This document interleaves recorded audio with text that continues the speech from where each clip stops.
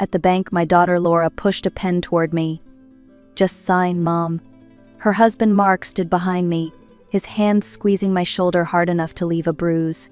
I forced a smile, my heart pounding, and slipped a folded note across the counter to the teller. "Help, not my choice." For a moment, time froze. The fluorescent lights buzzed overhead, the printer hummed in the corner, and Laura smiled brightly for the bank camera as if this was just another routine errand. But my note had already landed in the hands of the manager, Angela Ruiz. She read it silently, her eyes narrowing, then looked at me in a way that told me she understood. Moments later, I heard the click of the heavy glass doors behind us locking. Everything changed in that instant. You might wonder how a grandmother like me ended up here, sending secret messages like a hostage. The truth is, 3 months earlier, I was just Vera Hudson, a 68-year-old widow living quietly in Seattle. I had my roses, my book club, and a circle of friends who checked on me. I believed I had a daughter who loved me and a son-in-law who respected me. I believed I was safe. I was wrong. It did not begin with threats. It began with kindness, or at least the performance of it. Concerned phone calls, frequent visits, smiles that felt just a little too rehearsed. The small, almost invisible steps that slowly chipped away at my independence. Looking back, the warning signs were there from the start. But when betrayal comes dressed as love, it takes time before you recognize the mask. And so, while Laura and Mark thought they were guiding me towards safety, what they were really doing was tightening a net, and I, unaware, was letting them pull the strings. After that day at the bank, I kept asking myself how it all began. When I trace it back, the first signs were subtle enough to dismiss. It started with phone calls. Laura began phoning every morning, her voice dripping with worry. "Mom, are you eating well? Did you sleep okay last night? Do you ever get lonely in that house by yourself?" She made it sound like love, but it felt like an interrogation. Soon, she and Mark started showing up at my door with takeout dinners. At first, I welcomed it. Who does not enjoy a meal already cooked?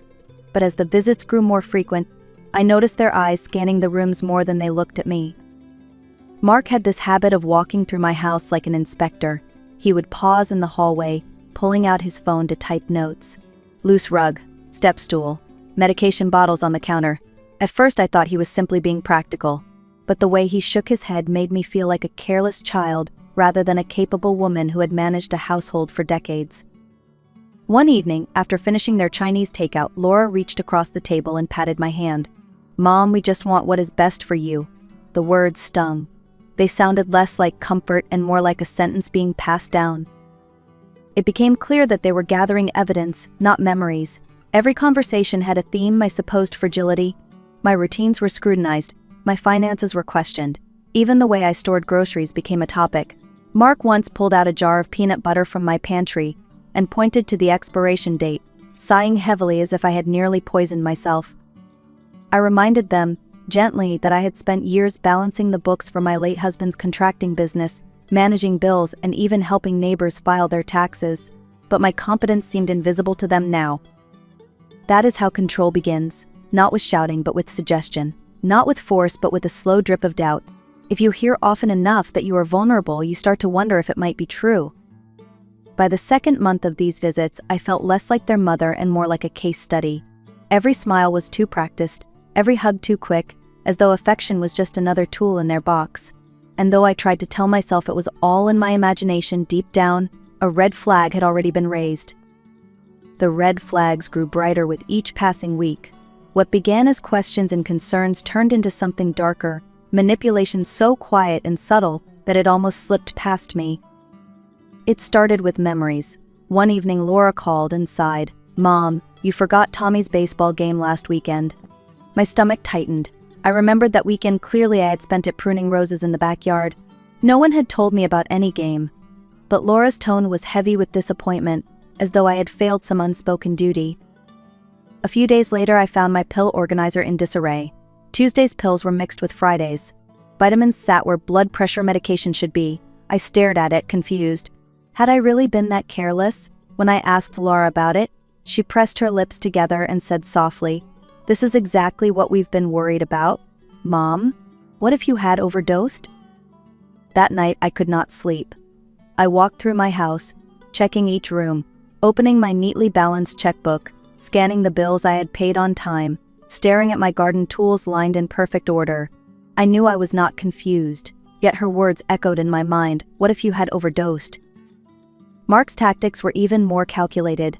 He began bringing printed articles from the internet, stories of seniors scammed by strangers, statistics about falls in the home, charts about cognitive decline. He would slide them across my kitchen table as if delivering homework.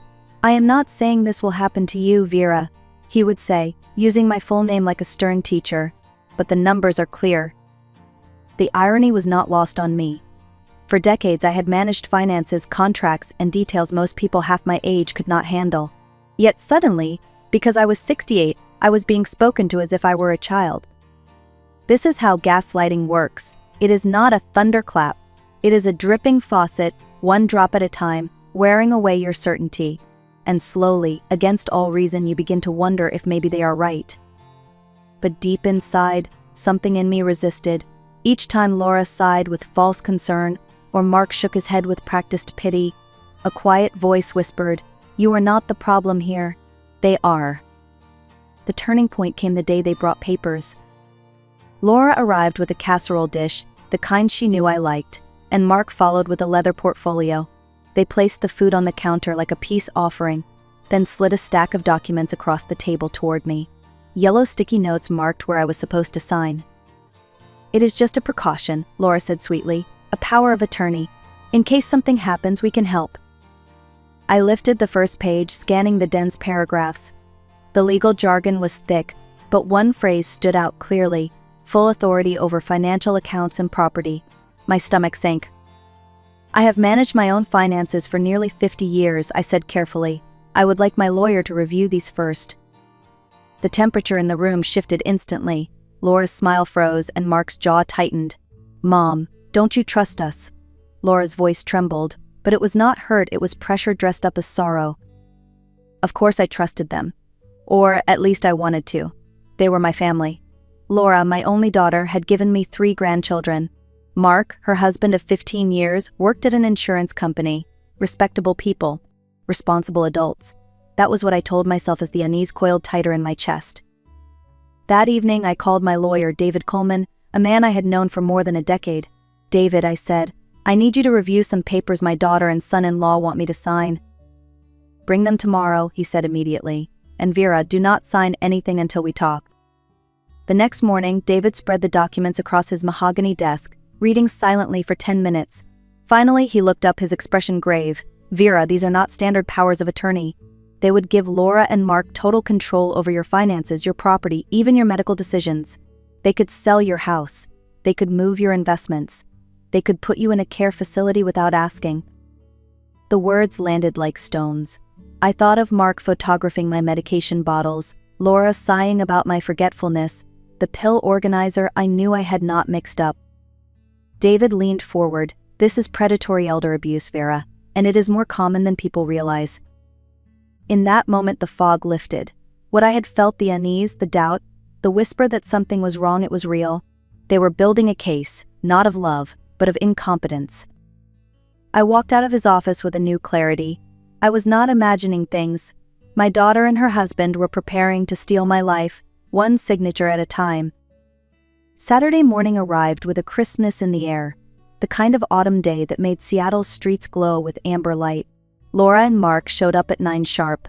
Laura carried a bag of bagels, as if breakfast could soften the weight of what they were about to do. Mark walked in with his portfolio tucked under his arm, his expression all business. "We thought we could help you organize your finances today," Laura said lightly, unwrapping the bagels. Mark pulled out fresh papers and spread them across my dining table. "These are banking forms," he explained, "to add us as joint account holders, just in case of emergency." Joint account holders. The words rang in my ears. That was not support. That was access, full, immediate, and without my permission. "I prefer to review this with my lawyer," I said, keeping my voice calm. Mark's smile tightened. "Lawyers are expensive, Vera. These are standard forms. I had them looked over at my company's legal department." I almost laughed. His company wrote insurance policies designed to minimize payouts. Hardly a place to seek unbiased legal advice. Still, I nodded slowly. "Let me think about it." "We already planned ahead," Laura cut in. My friend Mike is a notary. He is meeting us at the bank at 11. My heart sank. They had orchestrated everything, the timing, the location, even the notary. I felt trapped. But as I caught sight of myself in the hallway mirror, I noticed something. My eyes were clear, determined. If they thought they were leading me like a lamb, they were mistaken. At the bank, the lobby buzzed with quiet activity. Mark's friend Mike, the notary, was waiting in a tailored suit, his polished smile too slick to trust. The manager, Angela Ruiz, a serious woman with sharp eyes, led us into a private office. "So you want to add joint account holders to all of Mrs. Hudson's accounts?" she asked. "That is right," Mark answered before I could speak. "For emergencies only." Angela looked at me directly. "Miss Hudson, do you understand this means they could withdraw funds, make transfers, or close accounts without your permission?" "She understands," Laura jumped in quickly. But Angela did not look away. "I need to hear it from Miss Hudson. Are you comfortable giving them this control?" This was my chance. Too much resistance might make me look unstable, the very image they wanted. But if I played along, I could gather proof. "I suppose it is necessary," I murmured, letting my voice waver. Angela frowned. "You don't sound certain. Perhaps you'd like more time." No, Mark interrupted. "She's just tired. It's been stressful." As he reached for his phone, I slipped a folded note across the desk to Angela. "Help. Not my choice?" Her expression did not change, but her eyes met mine with recognition. She nodded subtly. Then, with professional calm, she said, "Mr. and Mrs. Johnson, would you mind stepping outside for a few minutes? I need to complete some verification procedures with Mrs. Hudson privately." Laura looked uneasy, but they stepped out. The door clicked shut, and I finally exhaled. "Mrs. Hudson," Angela said softly, "your note suggests you are being coerced. Is that true?" "Yes," I whispered. "They'd been pressuring me for weeks." In that moment, I knew I was no longer alone. The trap they set for me had just turned into evidence against them. When I left the bank that day, Laura and Mark were practically glowing with victory. In their minds, everything had gone according to plan. They chatted in the car about how much easier life would be now, how I would not have to worry about complicated bills or online banking. I sat quietly in the back seat, clutching Angela Ruiz's business card in my purse like it was a lifeline. That evening, I logged into my account. My heart dropped. $5,000 had already been transferred into their checking account, without asking, without warning. The next morning, Laura called, her voice full of forced cheer. "Mom, we put down a deposit at Sunset Manor.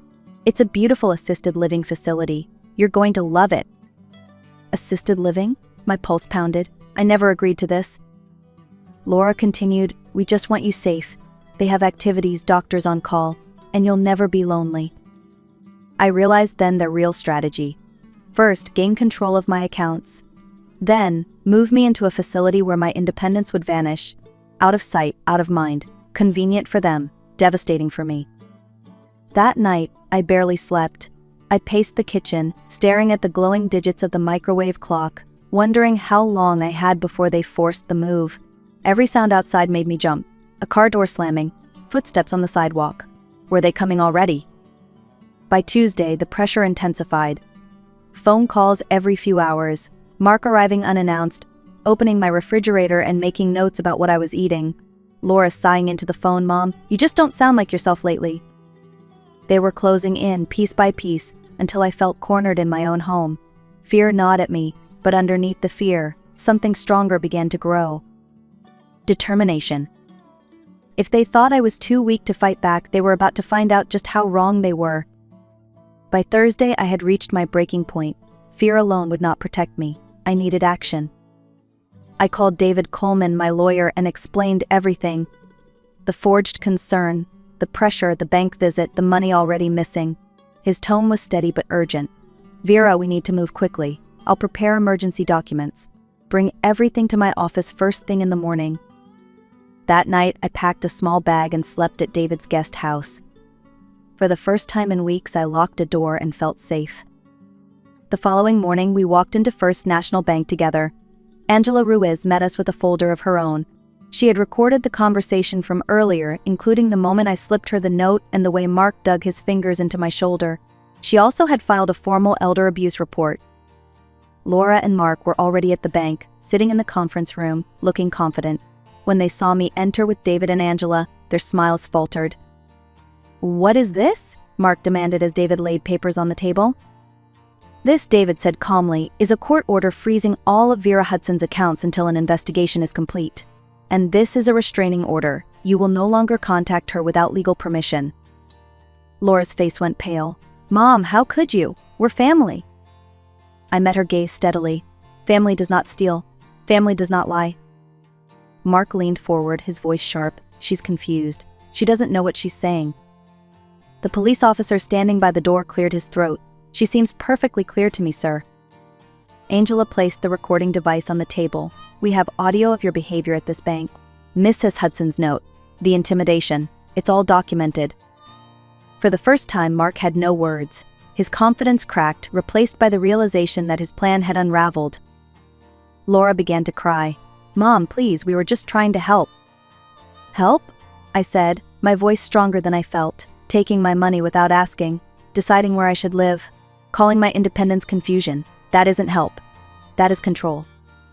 The room was silent except for the steady hum of the air conditioner. Then I added the words I had been holding back for weeks. "I am not your burden. I am not your property." And with that, the balance shifted. For the first time in this battle, I was no longer on defense. I was taking my life back. The weeks that followed felt like stepping out of a storm into calm air. My phone no longer rang every hour. There were no surprise visits, no sighs of disappointment echoing through my living room. For the first time in months, I could sit with a cup of tea and hear nothing but the quiet hum of my own thoughts. But peace did not mean forgetting. I began speaking with friends, cautiously at first. Over coffee, I told my book club about what had happened. To my surprise, nods circled the table. Dorothy admitted her daughter had pressured her into selling her home. Ruth confessed that her nephew kept asking for access to her retirement account. Even Mrs. Chen, my neighbor, said her son had tried to convince her she was too forgetful to manage bills. It stunned me how common the stories were, each one different in detail but identical in theme, age being used as a weapon. We were mothers, grandmothers, women who had spent decades raising families and holding households together, and yet, in the eyes of those who should have respected us most, we had become fragile targets. Sharing my story gave me strength. I realized it was not just about me reclaiming my independence. It was about shining a light on something many preferred to keep in the shadows. Elder abuse, even when wrapped in love and concern, was still abuse. And I had survived it. More than that, I had stopped it in its tracks. 6 months later, an envelope arrived in my mailbox. The handwriting on the front was unmistakable. Laura. For a long moment, I simply stared at it. Part of me wanted to toss it aside to protect the fragile peace I had finally found. But curiosity and maybe something softer won out. I opened it carefully and unfolded 3 handwritten pages. "Dear Mom," it began. "I have been in therapy since the day at the park. Dr. Williams has helped me see things I did not want to face. I realize now that I let fear control me. Fear of losing you like we lost Dad. Fear that if I did not take control, something terrible would happen. I told myself I was protecting you, but really I was trying to protect myself." As I read, my throat tightened. She admitted the manipulation, the pressure, even the financial decisions she and Mark had made without me. There were no excuses, no justifications, only a blunt acknowledgement of the harm she had caused. "I know I may never earn back your trust," the letter continued. "I do not expect forgiveness right away, but I want to try. I want to be the daughter you deserve, not the one who treated you like a problem to be managed." When I set the letter down, my hands trembled. It was not a perfect ending. Words on paper could not erase what had been done. But it was a beginning, or at least the possibility of one. I thought about my grandchildren Emma, Jake, and Josh, how they had hugged me without hesitation at the park, their love untainted by the schemes of adults. Maybe one day we could rebuild something for their sake, but only if respect and honesty replaced manipulation. The truth is, love without respect is not love at all. It is control dressed in prettier clothes. And I was no longer willing to accept that kind of love. For now, the letter stayed folded on my nightstand, not forgiven, not forgotten, but not discarded either. Somewhere between pain and hope, I found a quiet strength that I had nearly lost. And that strength, more than anything, was mine to keep. If you have listened to my story, I want you to remember this: age does not erase your right to choose. Independence is not a luxury granted by others. It is a right you carry with you, no matter how many birthdays you have lived through. My daughter thought she was protecting me by taking control. My son-in-law thought he was being responsible by making decisions for me. But what they called care was really fear. What they called love was really control. To anyone out there who has felt the same pressure, who has been told you are too old, too weak, or too confused to manage your own life, know this. You are not alone, you are not powerless, and you are not a burden. If you are watching this, I hope my experience gives you courage. Courage to speak up, to ask for help, to protect yourself even when it feels impossible. And if you believe stories like mine matter, please like this video, share it with someone who needs to hear it, and leave your own story in the comments. Because your voice matters too.